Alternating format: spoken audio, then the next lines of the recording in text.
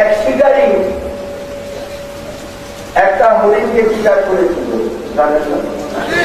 তারপরেও যারা জানেন জানেন, যারা জানেন না জানেন না। আজকে তো জেনে নিতে পারেন, এটা কিন্তু হাদিস কথা বুঝতে পেরেছেন। একটা হরিণকে আপনার আটকিয়েছে শিকার করে, ওই তৎকালে তো আর বন্দুক ছিল, বুঝতে পেরেছেন, হাত দিয়ে হোক এভাবে শিকারী একটা হরিণকে আটকিয়েছে, কথা বুঝতে পেরেছেন, আটকিয়েছে। আল্লাহ রাসূল এই পথ দিয়ে যাচ্ছে,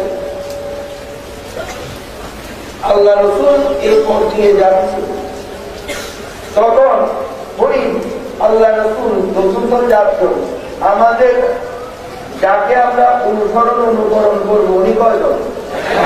একজন, তিনি হচ্ছেন মুহাম্মদুর রাসূলুল্লাহ। এবার বুঝতে পেরেছেন? তো এখন তিনি পথ দিয়ে যাচ্ছেন, এখন হরিণের ভাষা বুঝার ক্ষমতা আল্লাহ রাসূলকে কে দিয়েছে? আল্লাহ দিয়েছে। তাহলে এখন হরিণ আল্লাহ রাসূলকে বলছেন, সালাম দিয়ে বলছেন, ইয়া রাসূলুল্লাহ, আমাকে তো শিকারী আটকে রেখেছে, আমার ছোট ছোট বাচ্চা আছে, তাদের যদি আমি দুধ খাওয়াতে, দুধ পান করাতে না পারি, তাহলে তো আমার বাচ্চাগুলো মারা যাবে। ইয়া রাসূলুল্লাহ, আপনি এই শিকারীকে একটু বোঝান, আমাকে ছেড়ে দিতে, আর যদি সে ছেড়ে যদি নাও দেয়, তাহলে বলেন যে আমি এবার শেষবারের মতো দুধটা খাইয়ে আবার চলে আসি। কথা বুঝতে পেরেছেন? আল্লাহ রাসূল শিকারীকে বুঝালেন, বুঝিয়ে হরিণকে ছেড়ে দিলেন। এখন শিকারী তো রাখ, যদি না আসে তাহলে তোমার খবর আছে, বলে নাউযুবিল্লাহ। আল্লাহ রাসূলকে বলতে, যদি না আসে তাহলে তোমার কি হবে?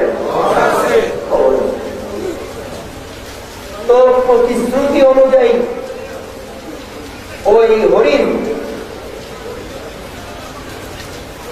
দুধ পান করিয়ে বাচ্চাকে আবার রাসূলের কাছে ফিরত করে,